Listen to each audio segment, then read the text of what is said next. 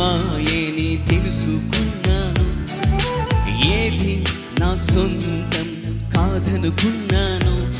ఈ లోకం ఒక మాయేని తెలుసుకున్నాను. ఏది నా సొంతం కాదనుకున్నాను. తప్పిపోయిన కుమారుని నేనైతే నా కొరకై